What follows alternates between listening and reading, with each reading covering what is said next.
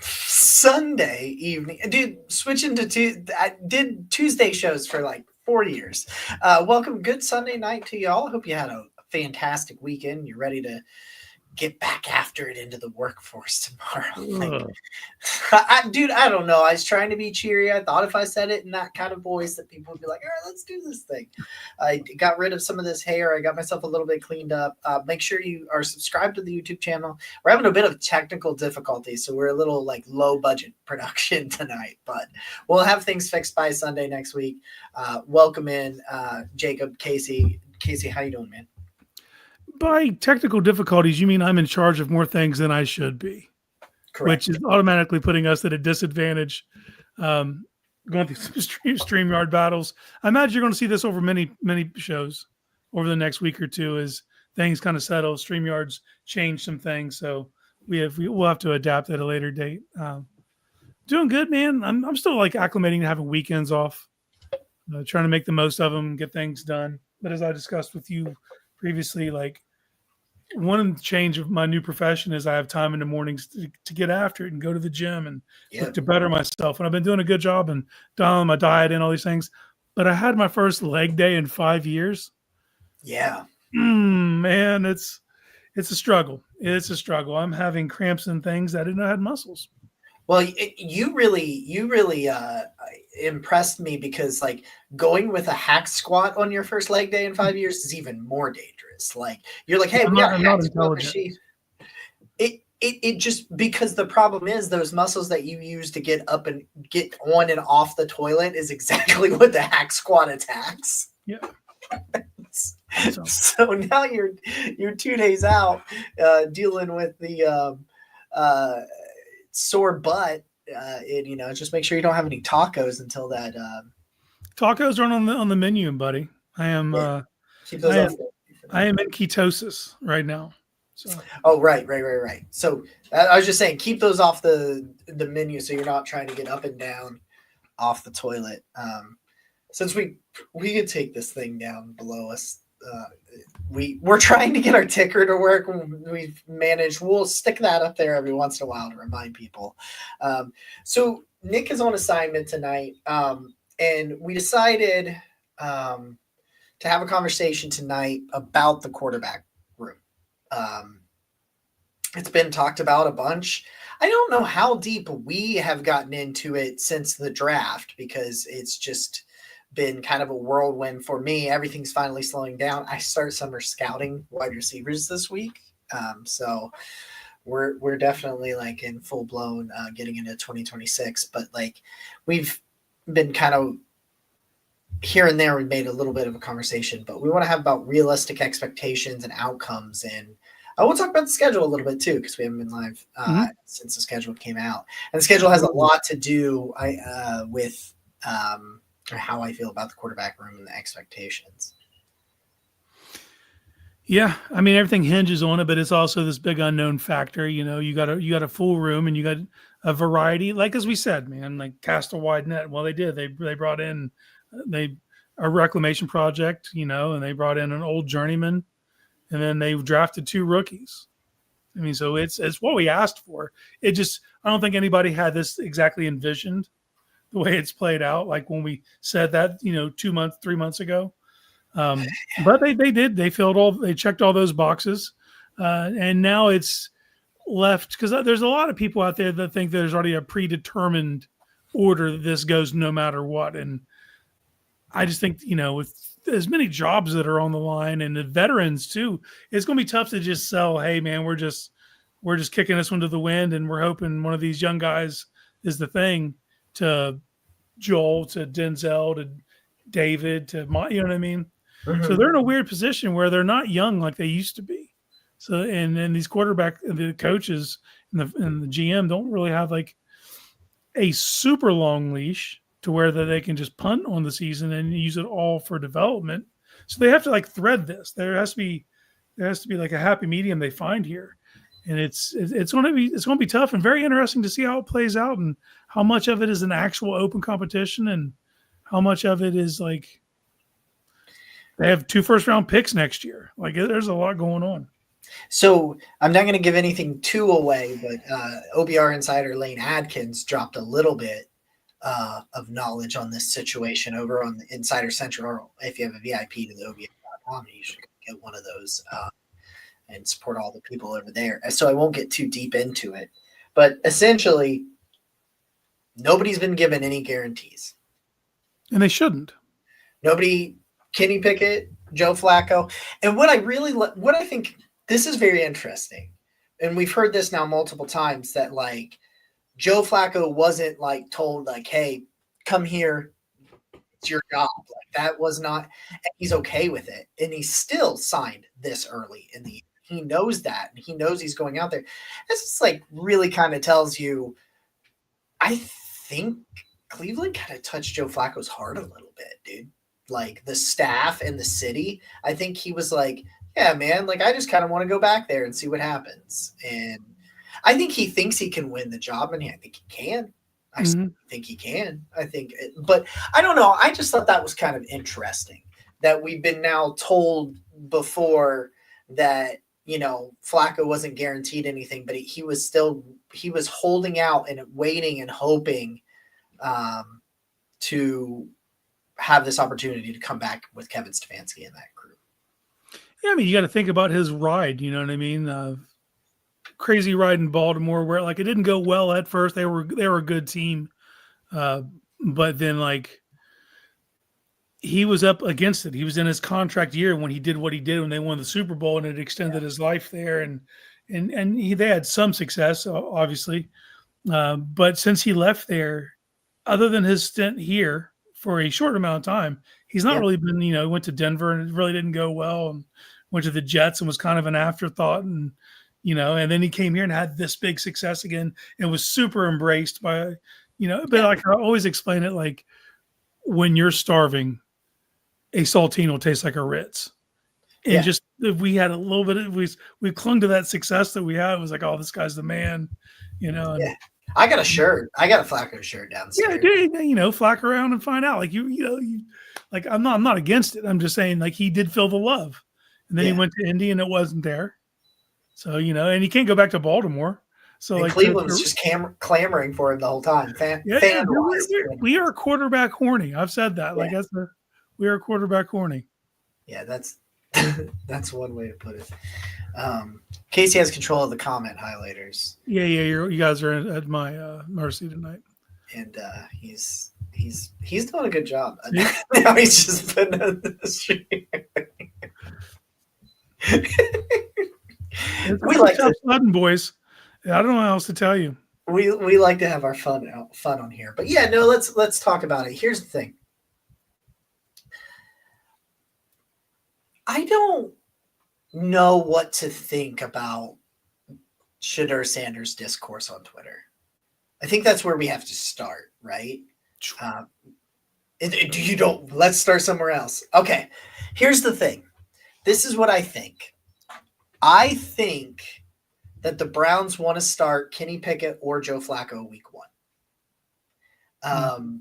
I think that they want it to be Kenny Pickett. They want Kenny Pickett to stand out as someone that looks like a guy because he's, 27, 28, something like that. Like he came in the league at like 23 and he's in year 4. So he's got to be like 26, 27, something like that. There's still a lot of football.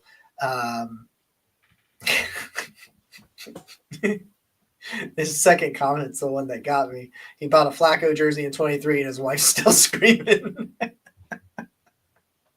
I hear that. I'll have to go get my shirt sometime and wear it on here. But because they want to find a Sam Darnold. I think that was what Kenny Pickett is. He's the guy where you're trying to figure out, we bring that guy into our system, much like Kevin O'Connell brings Darnold into his system. And of course, it doesn't help that you have, or it does help quite a bit that you have Justin Jefferson and Jordan Addison as wide receivers. And TJ Hawkinson had some injuries, but he played pretty well down the stretch. And Aaron Jones is there too. And Aaron Jones had a pretty good year. But they're hoping that can be a resurrection and the rookies can kind of be an afterthought and they can move on. But if I was willing to place money right now, I do not think one of the rookies starts week 1, but I also don't think there's a 0% chance it happens. But at the top of the depth chart, to me, not depth chart, I guess depth chart, because they're more proven, is Flacco and Pickett, but I think they're Flacco / Pickett. And they're only going to keep one of them in my mind, and that one of them is going to be the quarterback 1, day 1 starter. And that's where I feel about that part of the roster, that part of the quarterback setup. Does that make sense? It does, but the evaluation's weird because to me, Flacco doesn't have to, like, they want it to be Pickett, cheap, Yeah. younger, Yeah. someone you can move off of, and it's not a big deal if it happens. But if he doesn't stand out, you have Flacco. Like he's already cemented in like what he can do in this offense, his ability to pick it up. Yeah. And well, that's what I'm saying. Like Flacco, I think Flacco, in terms of competing with Kenny Pickett, it's not about Flacco beating Kenny Pickett. It's about Flacco not beating himself and Pickett not being good. Is that? Yeah. Yeah. And like, I do agree with what you said too. I think at the end of the day, only one sticks of those two. Yeah. No, Amber. I think you bring up a good point in there, in the sense that if they get outplayed, if one of those rookies, like, yeah,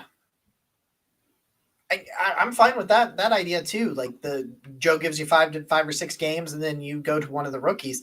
But yeah, if the rookie outplays, like, yeah, he can That's start. the best case scenario, is one of these Yes. rookies makes it undeniable and just it's Yes. their job because they were the best. Clearly, You're right. You're right.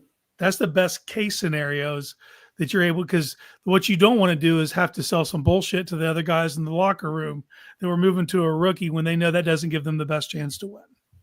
So that rookie has to demonstrate that it is true. They have to see that on the field, and that'll make everything a lot easier to sell. But if you're, just look at, we talked a little bit about, like, the schedule's tough up front. It just is, and if you make it to the bye at 4-4, it's a heroic effort, but if you're 2-6, you make it to that bye. It doesn't help that the Jets on the other side of the bye, and like, you might not think of the Jets as like, a juggernaut by any means. They got a damn good defense. So for the rookie's first start, that's not ideal either. There's some weird ass games between the Browns and the Jets. Like, there's some games that have gone in really crazy directions. And so we get the play the rookies. You know what Flacco is. Well, yeah, you're not going to see Flacco play a snap in the preseason. But my point is, if those rookies come out and they're just not ready, exactly. I think Flacco starts the year and you see what Flacco can get you. And if, I think I don't think his arm will hold up. And then you can make that transition down the stretch where that back half of the schedule really opens up, and 4 out of the last 6 games at home. Huge. But what I also want to say is, I feel like people want to talk themselves into a rookie starting day 1, but they're talking about these rookies like first round picks. And I think that's where the expectations, I was just trying to think of how I named the episode. We really want to talk about expectations. What is realistic and what isn't in this situation with these quarterbacks, because people just want to say start one of the rookie, and it's like, well, they're the 3rd and 5th round picks. So like, let's be real that you're not having the conversation of starting Cam Ward. And I think that's the way some people are approaching this. And so when you got quarterbacks that you don't think are first round picks, I think you, especially with the way this schedule starts, I think you put them out there. You don't throw them out to the wolves. That's just kind of what I think is going to happen. If you've been following this team for long enough, you've seen many a quarterback's career ruined before they even started. Just breaking them mentally, Yeah. So you have to be 100% sure they're able to handle that, and not just like the overall ability to handle everything that encompasses the quarterback position. It isn't just being on the field and making reads. It's being a leader of men. You know what I mean? It's playing that game of chess. It's having an open dialogue with your coordinator, finding out what's working, what isn't working, and being the first man out, last man to leave. Like all those cliche shit, that's real at that position.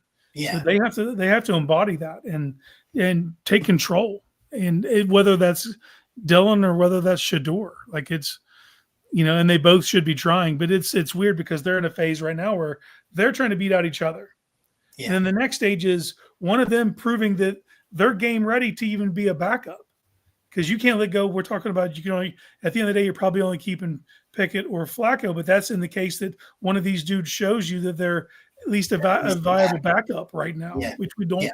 we don't know. We won't know shit until August. These guys are seeing them work behind the scenes, and more importantly, in the meeting rooms, to seeing what they're actually grasping and how fast they're able to disseminate all the different variables that come their way, because that's what matters when you get on the field. It's that you're in the coach is in your ear for up until 15 seconds on the play clock, and then it's you going to the line of scrimmage, diagnosing everything, and then that picture changes the second you snap the ball. But you being able to dissect what that picture is telling you and make the right read, make the right throw, and keep an even head about it. You know what I mean? And Yeah. there's just so much going on there. It's a tough world to ask a rookie to thrive in. Especially because, like, you get Cincinnati. Now, here's the thing about Cincinnati. I still don't know. See, I don't think so. Like, I don't think they're going to play Flacco. I don't think they're going to force. So, like you say, it feels like Deshaun Watson last year playing just to justify the contract with Flacco. I don't think they have to justify anything with Flacco. Like, they're not going to start Flacco just to start Flacco. They're not going to do it no matter what. Like, I don't think that's an issue. Like, they were going to start Deshaun Watson no matter what. They had to. It's not that way with Joe Flacco.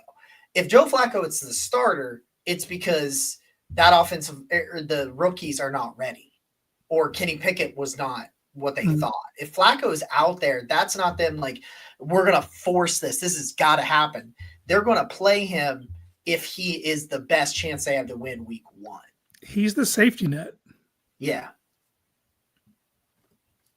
But and if they look like a Purdy, Stroud, or Daniels, who were also, I know Purdy was the last pick of the draft, but the other guys were very, very highly touted. They were second overall.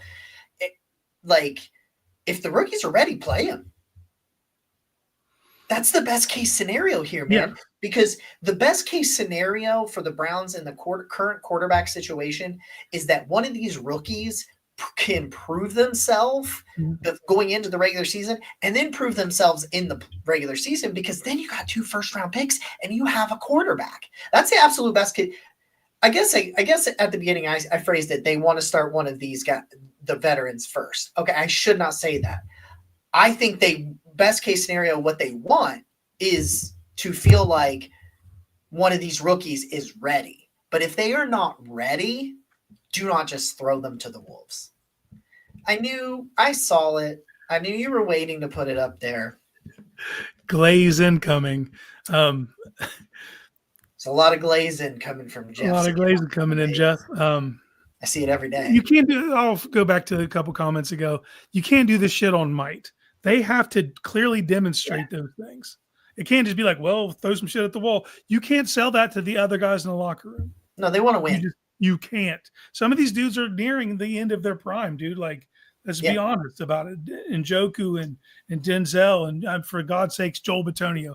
You can't look at that dude who's pulling it together for one more year to be like, it's not. This might work. You have to pick the guy that gives you the best chance to win. Now, if you do that and you still don't win and you get to 2-6, then it's experimental time. Then it's throw the workies out there. You put the best guy out there to give you the best chance, and you just weren't able to do it. It is what it is. But those guys are also coaching for their jobs at that point. They can't turn in a 3-win season. They can't run that back. Now, they might be able to get by with only 6, 7 wins, but your quarterback looks promising, you can frame some things like that. But if you're picking in that top 5, you're picking a quarterback regardless of what these dudes look like. If you find yourself picking in the top 5. So that's what I'm talking about earlier, when it's that needle they have to thread. This team needs to win. They have to put some wins on the board, and they have to keep it together. If not, this whole thing falls apart. And all those players that you love, they're going to go out the door when that new GM comes in. Yeah. And then it's literally, you know what I mean?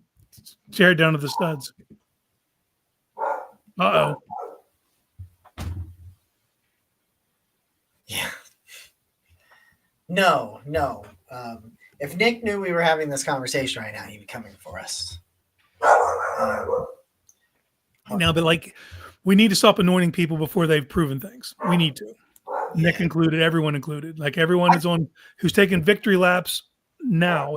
It's not time for victory laps. It's time for work. If he proves to be it, man, I'll be the first to champion it. But and this isn't a pro Dylan or pro Shedeur thing. I'm reserving it until they show me. I want the best for Cleveland. They need a quarterback. God damn it! Like, please God, let one of these guys be it. But I'm not like it has to be one or the other. It has to be whoever proves themselves worthy. Like, and they need to be honest with themselves as the coaches when they're evaluating everything. So that's all that matters at the end of the day. Yeah, I'm with you, dude. Like, people are taking victory laps on Shedeur as though he was taken number 2 overall, and like, when you're hammering, what's the word I'm looking for? Like,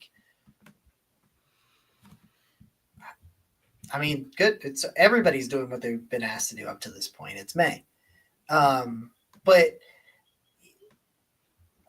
I don't know. Everybody wanted him at 2, and then he goes in the 5th round. Everybody's like, "Oh, see, told you." And it's like, no, that's not. But I hope so. I hope he does play like a number 2 overall pick. Yes. You know what? Like, that's the scenario, man. Yeah, dude. I don't care if it's Dylan Gabriel. I don't care if it's Kenny Pickett. I just want, like you said, I just want a damn quarterback. And the best case scenario is getting one of these guys out there. But like, just remember, like, if it's Shedeur, the question is, the guy that I have seen on video and in the facility and on the microphone since he was drafted seems like a guy that got humbled. Is that fair? Is that fair to say? Like, he feels like a guy where he's been like, okay, maybe I was a little much. Yeah, I don't get that. I can't call it. I can't be like he was humbled by his draft thing. You hope that he was. You hope that causes him what I'm getting at is like to reframe his mentality about how he has to work. Because that's all that matters is putting in the work, and now it's just checking boxes at each thing. They're going to throw shit at you, dominate it, get to the next thing, keep dominate those things, stack good day on top of good day, and build good faith between you and the coaching staff, you and your teammates. So by the time you meet with all the veterans, that you are above water and you're not swimming, because it's easy to do in the NFL with these rookies.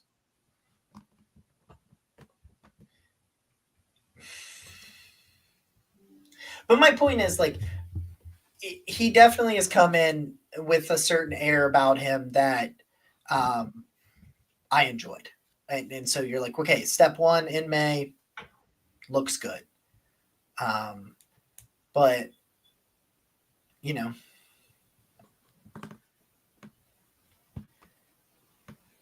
he's also someone who threw his teammates under the bus live multiple times. Like multiple times. I've watched it. I've seen him. Yeah. Like, Brady quality.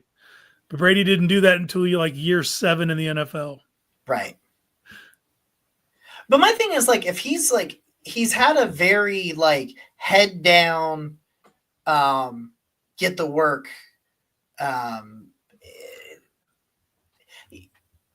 he's been very much the attitude that I felt has radiated from him is like the head down, do what I got to do, work my ass off. And that would be great. That would be great. I'll say this. It was more than one time. It was more than one time. That's all I'm going to say. I'm not going to look, I get it. It's heated as competition. I've been there. Things will get said, but it was more than one time. But also, I'm going to highlight this because I believe in something wholeheartedly. Always intend your puns. Always intend them. You know what I mean? So this is a class A example of intending your pun. I appreciate that, Black Dog. That was great. That was great. If here's what I'll say: if there's a chance of those four quarterbacks, of any one of them, and I know I had to take Flacco out. So if you're looking at Kenny Pickett, Dylan Gabriel, and Shedeur Sanders, out of all of them, who has the who would I like? If I had a gun to my head, you one of them is going to turn out to be a franchise quarterback. I think the odds are Shedeur has the highest odds, because all these things that. So let me talk about what I like about Shedeur Sanders. Let's go. So all the things that I like about Shedeur Sanders equate to a guy that can be successful in the NFL. And I'm not even talking about necessarily being elite or whatever, but I see franchise quarterback qualities. His accuracy, however good someone has told you or you think his accuracy is, it's better. It's better. And he can put the ball about. I see your. Don't you put his comment on that. Not yet. Don't you put that on there. He's been banned again, Jeff said. Dude, there's so many throws, like the pinpoint. Like, you know how you always say, oh, he couldn't have put it in a better place. He did that routinely. It's not just leading your teammates or throwing a catchable ball. It's putting them in a great spot because it hits them square in the hands on the run. His accuracy is it's phenomenal. It's surgical at times. And his kind of, when he's like in command of the offense, when he's feeling good, and he's operating in structure, sometimes he bails the pocket a little bit too early. Like, okay, but he will go big play hunting and he will be successful. His ball, I think he's got an average arm, but I think it's strong enough. I also think Sam Penix has talked about this at the opener. I also think he could tweak a few things on some of his footwork and some of the way he throws it. And I think he could get some more velocity on there. But he can push it downfield. He has no problem doing that. But when he is at his best in structure, operating like he's not Deshaun Watson. Deshaun Watson needed to see someone open. Both of these quarterbacks, Dylan Gabriel and Shedeur Sanders, don't need to see them open. They're rhythm and timing throwers. Shedeur needs to get the ball out of his hands a little bit quicker sometimes, a lot of times. But like, this dude is as accurate as it comes. He's going to go put big play hunting, but he's not going to put the ball at risk. Like, Jameis Winston went big play hunting, throwing into triple coverage. Shedeur's not going to do that. He's not going to risk a situation he doesn't like unless he's like, yeah, he's double covered, but he's open. He's not just chucking it up. He's not going to do that. I feel like Case does not like Sanders. Well, I feel like he wasn't a first round talent. I've said that from jump. I said it too. That was my whole thing is, dude, if you're telling me we got him in the second round before the draft started, I'd been like, cool, straight. Yeah, I love it where we got him. What I mean? But like at 2 overall, no. Like, and then people equate that with hate. I'm not saying the moon's made of cheese. I'm just saying that he wasn't. And I do have questions about his ceiling, but everything you just said leans into what Stefanski likes to do. Yes. You could have a relationship here where he's able to lean into Shedeur's strengths, kind of hide his deficiencies, and let him build on them over time, and maybe they don't become deficiencies overall. That's the reason I also thought he needed to be developed. Not just, it wasn't like you draft a guy at 2 overall, he's your starter right now, regardless. Right. Whether he's ready or he's not. It's, so I just hope that they're able to properly develop and let him come along and recognize the milestones he needs to hit to make, to be the best option for this team, and as long as that's happening, man, it's cool, Um, And if he's ready, he's ready. He's smart. What if Shedeur turns out to be then how the that'd be fucking phenomenal. That I means would love every other NFL team passed on him 5 times, and you we passed cashed on out. 6. We passed on 6 times. I'm not absolving us. I'm just saying, if he ends up being it, listen, a lot of GMs There look were at some bad quarterback picks ahead of him. Like, yeah, but the difference is they don't bring the baggage. You have to. yeah, It's a thing. yeah, It's an actual thing. You have to admit, if you yeah, don't believe he is a franchise quarterback, and you believe that he's not even a starting level quarterback, you're not taking on all that headache for a backup.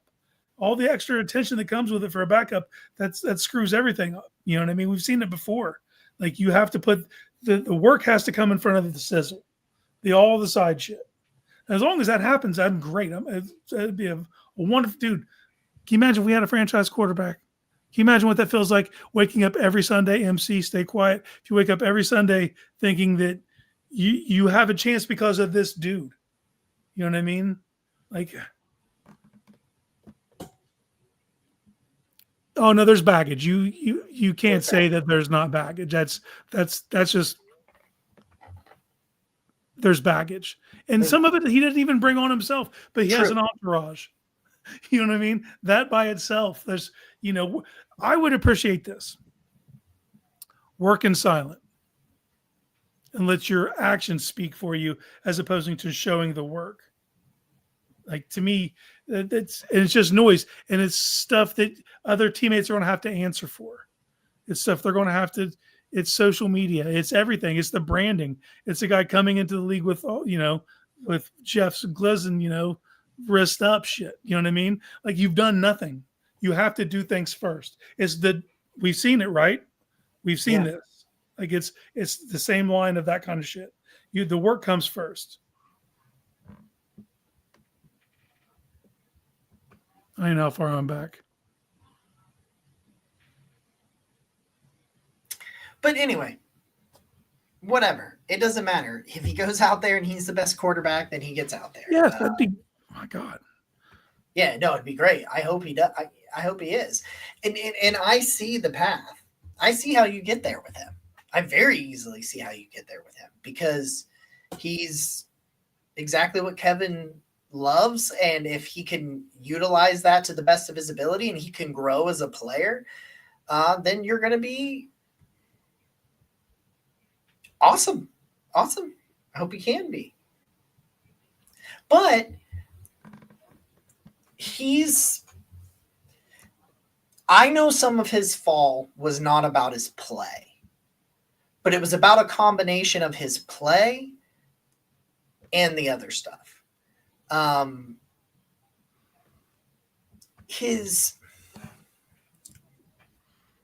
ahead. You can go ahead. Well, they're arguing with 32 NFL GMs. If they're thinking this shit didn't matter, like, you're arguing with 32 other GMs who thought it did.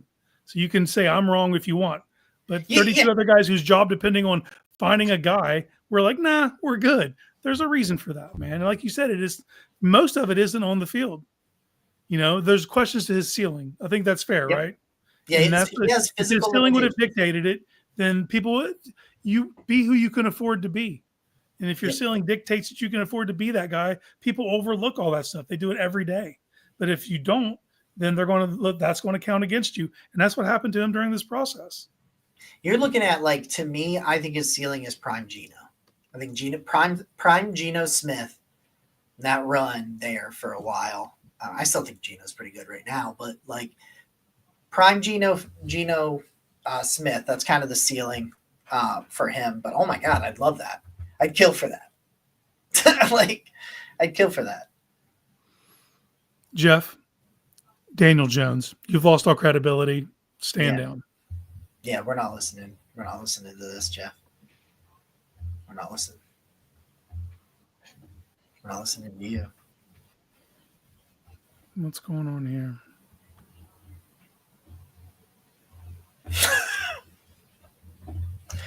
Dude, I like Shedeur. I thought he was QB. Let's be clear, he was QB2 and number 23 on my big board.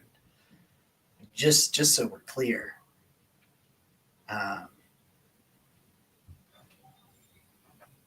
Yeah, but once you start falling that far, you start becoming a backup conversation, and you can Should never be.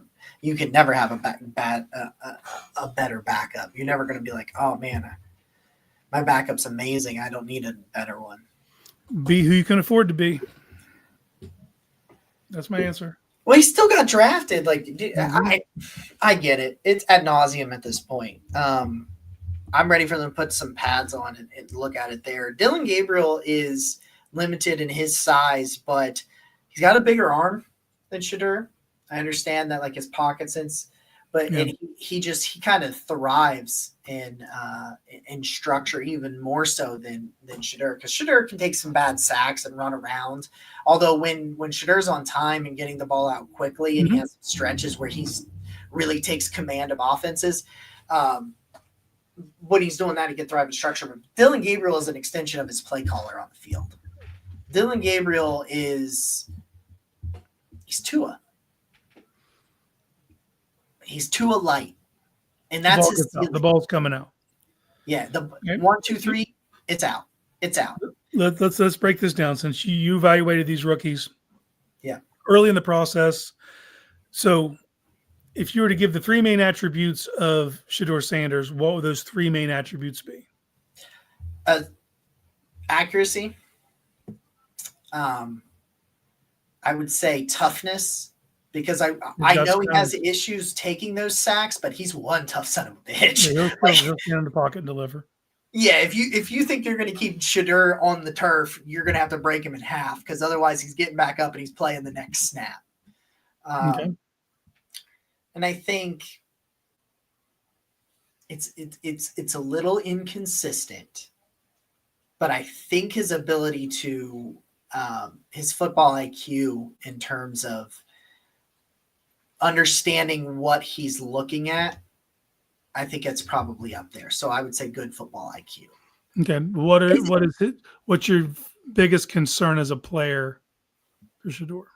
I think he thinks I think he thinks he's a better athlete than he is, and as a result, I am concerned about him taking 20-yard sacks and turning down easy answers. So, Okay. because he thinks he can extend the play and he has a bigger arm than he does. Yeah. Okay. Before we get to Gabriel, I want to touch on this comment. Understand that the Ravens passed on him too because they drafted a 25-year-old tight end, Hayden Hurst, before they took Lamar. Yeah. Just They traded back up. for posterity. Yeah. But yeah, no, I think the things that concern me the most, I think, is he's an average. He's an average, has about an average arm and an average athlete, but he doesn't play like a guy who thinks he's an average athlete. Mhm. And sometimes that just creates so many negative plays. Like, he does not have a high turnover worthy throw percentage. When he throws the ball, he doesn't put it at risk, like, ever. He was number 2 in the nation, but he kind of runs around, and I think he could have some fumbling issues. If he does some of the things he did in college and the NFL against those defensive linemen, there's going to be some turnover issues there. Okay. Before we go to Gabriel, I'm just going to say this. That's the one thing that worries me is if you look at metrics that follow you from college to the pros for quarterbacks, it's sacks. Yeah. Accuracy too. It's very rare you see a quarterback who's not accurate in college become accurate in the NFL. Everybody will point to Josh Allen. That's an anomaly. But accuracy he's got. But it's you have to all play above the sticks. You always got to keep up with the sticks. You can't create third and longs. Mm-hmm. You know what I mean? So that is a concern. He breaks that habit though. Yeah, dude, he does everything Stefanski likes to do. Like, I think that could be a very, very good fit. Okay. That's why every draft, every like really prominent, like Todd McShay, he was just for months. Todd McShay was like Kevin Stefanski and Shedeur Sanders, Kevin Stefanski and Shedeur Sanders. He's like, because his best route, his best path to being good is running this Stefanski offense. I think he can be really, really good as long as he stays on time and in structure. Okay, let's do the same thing with Dylan Gabriel. Okay. Give me your 3 favorite attributes and the one thing that scares you. My 3 favorite attributes. He. What do you mean? Explain to me when you say he hasn't done anything. Who? Shedeur? He's never played a snap of NFL football. I think. Yeah, I don't think that's pretty self-explanatory. I don't know. With Dylan Gabriel, if I'm going to the three best, his football IQ is phenomenal. Like his experience level is there because he's played more games than anybody. Mm-hmm. Like his ability to like understand what a defense is doing to him and what he's supposed to be doing to counteract it. Phenomenal. Love it. I think kind of he's it's all some of I keep saying this and I'm starting to say things and I'm like, oh wait, that's football IQ. It's going to just be like he's smart with the ball. He doesn't turn it over. He's very efficient. Charlie Chuck's got a point. Well, we're not to the bad parts, are we? No, we're talking. That's Shedeur. Oh, yeah. Shedeur had 46% of his passes that were like at the line or behind. You know what I mean? But you could also be like he didn't have a running game. That's an extension of the running game, the quick game. I understand that. Yeah, Dylan Gabriel had like a 7 yards average depth of completion, something like that. But Dylan Gabriel, really smart about, doesn't turn the ball over. And I just think the accuracy is there for him too. It's not on Shedeur's level, but it's up there. Are we saying that another rookie quarterback did something when they didn't? Yeah. I'm confused. I don't know what this guy. The statement stands. He's done nothing in the NFL. None of the rookie quarterbacks have. They have everything to prove. Full stop. Yeah, sure. He definitely helped. But that's why I didn't have Shedeur as a first-round pick. But yeah, so Gabriel, football IQ, smart with the football, and not actually, I would say his ability to throw in rhythm, just because he's a really really good rhythm and timing passer, like throws with such great anticipation. I think that really matters. And I mean, how much of that's experience too? Like, at some point we're going to have Kyle Nash on, who covered Gabriel while he was at UCF at the beginning of the whole thing. You know what I mean? So for him to be able to speak on what the growth and maturity he's seen as him as not just a player, but on the field as a field general and how he handles things and what changed from his first stop before he got to Oklahoma or before he got to Oregon. What's the thing that scares you about Gabriel? His size. Right. He's just, if you see him in the pocket, he does a good job of navigating his height really well. But then you'll see a bunch of plays where you can tell it's like he's not seeing everything. He does a good job. He understands throwing window. Like Kyler Murray's really good at finding windows to see down the field. Like he understands how to move and get between offensive linemen because he can't see over them and things like that.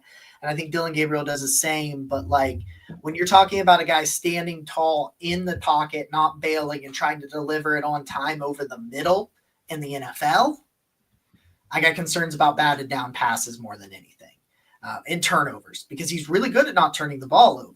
Again, that's his thing. That's part of what he's just like Shedeur. He's a perfect Kevin Stefanski fit, but his size and limitations that come with that could make one of his strengths not as strong, his turnover worthy plays, because it could be situations where he could see and make that play in college, but now the bigger, longer, better athletes are making, I'm sure he can, but that's my point, Amber. Like that's the concern is like, could he be a Doug Flutie type? Sure, but like Doug Flutie's not a Hall of Famer, so like. Well, let's have the discussion. Okay.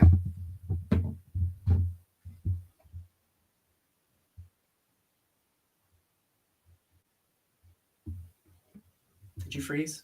I did, but I'm back, and now you're frozen. I'll need you to move. Okay. So there's the aspect of fool's gold, right? Say Flacco starts till the bye, and after the bye, you've gotten 3 wins, and it's time to see what the rookie can do, and you're on to that full evaluation mode of the season. Yeah. How good does that player have to look in the remaining games for you to say this is the guy? Right? Or there's the fool's gold, and then hold on, let me go back because MC, I got you. What? MC, I got you.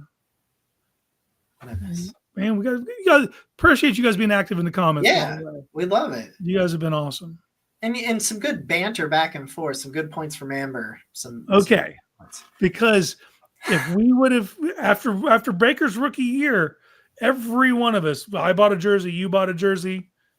Chat, chime in if you bought a jersey. We thought it was it. We thought we had the guy not just for 10, 15 years in our minds, right? You walk away from 18 thinking that's it. And that's when he literally broke a touchdown record. Now, the wins were inconsistent. There were games where he threw multiple interceptions. But overall, you left that season feeling really high on what you were going to be able to do with this guy moving forward, right? And that didn't come to be. So what does this rookie quarterback have to do in whatever limited sample size to put you at ease, that cement he's the guy? Let's move forward. See, and this is going to be a problem because, I do too. I think I have 2. I might have 3. I think it's 2 though. It's going to depend obviously on. There's a difference between being sold and being like, oh yeah, that's guy's who I thought he was. Like if you go running out there, no, you're right, Amber. That's what we're saying. Like you get to the point where it's 3-3 and things like that, or you're losing, you do throw them out there. But okay. But I mean that we've talked about all that. We've talked about the points. Like Dylan Shedeur's limited physically, Dylan's limited physically. Like they're all that kind of. But yes, if the team is losing, yeah, absolutely. You absolutely go to the rookies at least by the bye week or around the bye week. And it's so for me, if you go out there and you just kind of run the offense and maybe you win a few, it depends. If they win a bunch of games, that's a winning record, like a significantly, like you go 6-2 or something like that. I'm going to have a conversation. Just because like you led it to 6-2, but what I really want to see, Can we talk about both the jerseys you have with the number changes? Yeah, they both changed their numbers like the year after. Jacob he's the kiss of death. Yeah, got the Alex Wright 94. They bring in Dalvin Tomlinson, and then Martin Emerson changes to 1 this year.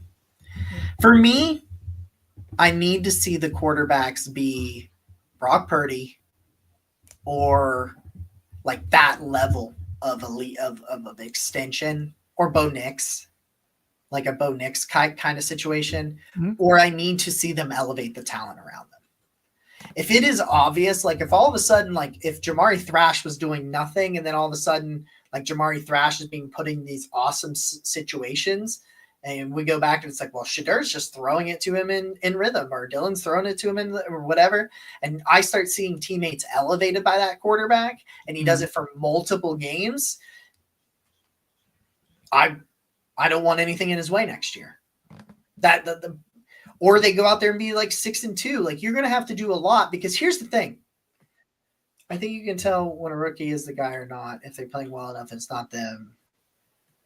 I can give you so many instances though of things we thought were it for sure, and after that sophomore year it falls off. Like, yeah, but my point is, like, if they don't go out there and they don't go like 6-2 or elevate all their teammates, if they're not the reason we're winning games, and you draft a quarterback, they can still be the starter next year. And then if they turn into something, you trade the rookie. Like there's other ways around it to where I could see them drafting a first round rookie and Shedeur or Dylan still ends up being the guy. and 26 and beyond. I think there's still, but I need to see the rookie be the reason they're winning games for me to get sold enough not to take one next year. And I don't know if either one of those guys, I don't know if Shedeur or Dylan are elevators. I think they can work great in this system, but I don't know if they can be elevators. You have to worry about the future when you have 2 first-round picks. Yeah. You can't ignore it. It's the reason they made the move. You can't ignore it. But they know far more than we do. They're seeing them in the meeting rooms. They're seeing how they're preparing, how they, and who knows? They're never gonna let us know. That's the thing. When you root for the Browns, just understand that they treat us like mushrooms. They feed us shit and they keep us in the dark. And so whatever we hear on the outside is not necessarily what's actually happening on the inside. It can be one of those situations where like they 1 week, I think you could see them alternate potentially where both of them end up being a backup at time. Yeah, that's what I'm saying. She said, I'm saying you can only judge how they're playing now and decide on that. Yeah, that's what I'm saying. And in order to make the decision about the future for them, they need to be elevators. If they're just managers, if they're just what I think they are, then I'm taking a quarterback. And if they then take another step, I get rid of that quarterback and keep them. That's fine. Yeah, that's a great point that you brought up, man. I don't think people are looking at it that way at all. But I think it's definitely a route that can be taken. You got to if you are not super confident that guy is the guy, you can't not have a backup plan. And that's what the rookie becomes.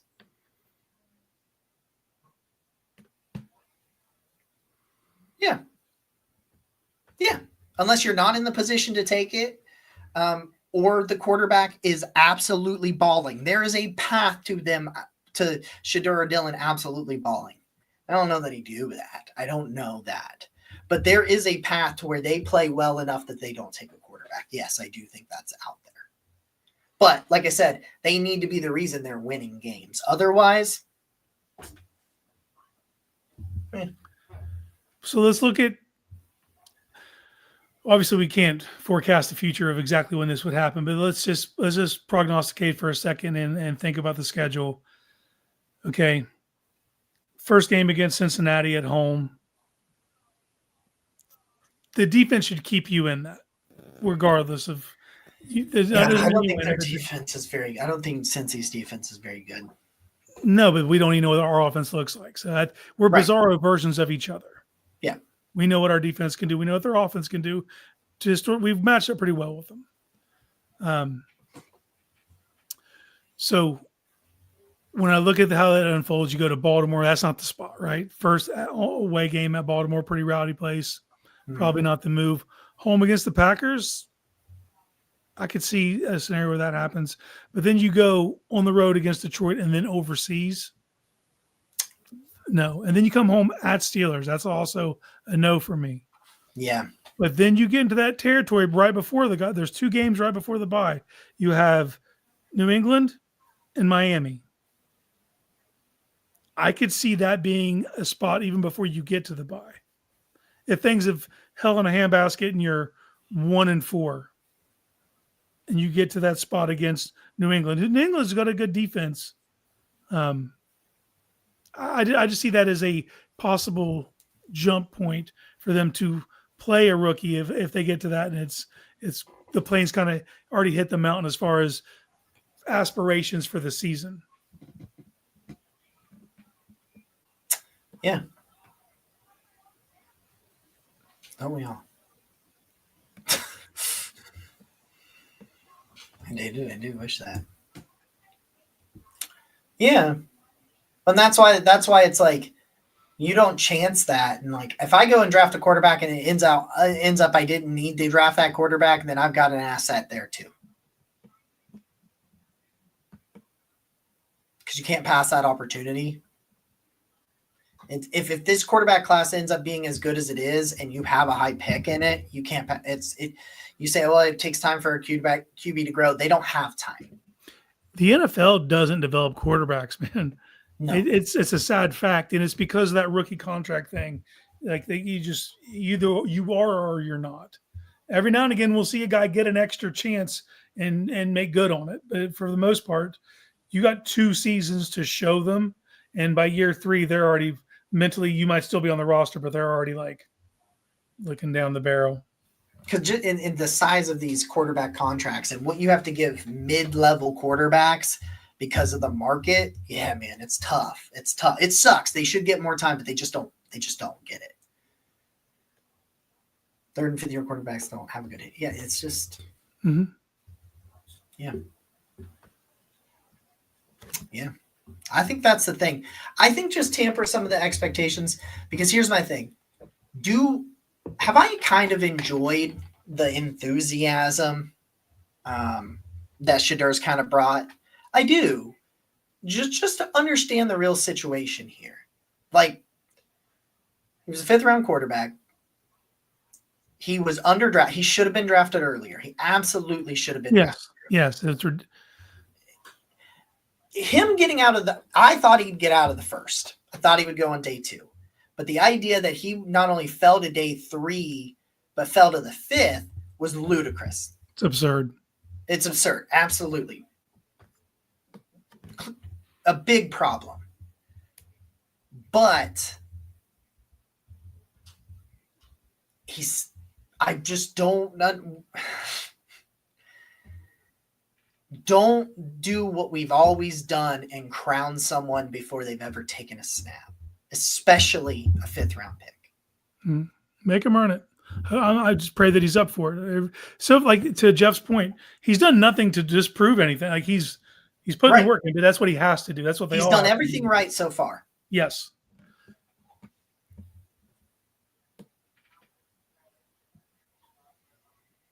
No, I mean, but they had to play. They got thrown out. Hurts was different because they already had a starter in place when they drafted him. But the best time to draft a quarterback is when you already have one. Yeah.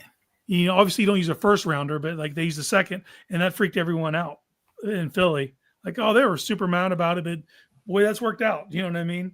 Because you have the time because you have a guy in front. When you don't have a guy in front, that person doesn't get the time to develop. They got to do it on the stage, which some guys can do that and some guys can't. You know, sometimes the pressure becomes too much. It has nothing to do with the rounds. Okay, sure thing. Yeah. This is a good point that Chuck's bringing up here. Yeah. Mm-hmm. I think so. I mean, just for all the... And it's a valuable position. A backup quarterback's a very valuable position. They don't have elite physical traits, but they are really good football players. And we're also overlooking the elephant in the room. One of them was the head coach's pick. Yeah. Yeah. And it wasn't Shedeur, which isn't going to make a lot of people happy. But they viewed this draft when they came in it. Milroe was the target to be the guy if they were going to get a guy to develop. And their fallback was Dylan Gabriel. That was the Kevin Stefanski. We want Kevin to get his guy. We've said, just get Kevin his guy and let him roll. As long as he's the head coach here, we need to see how that works out at least once, because he's never had the opportunity to do it.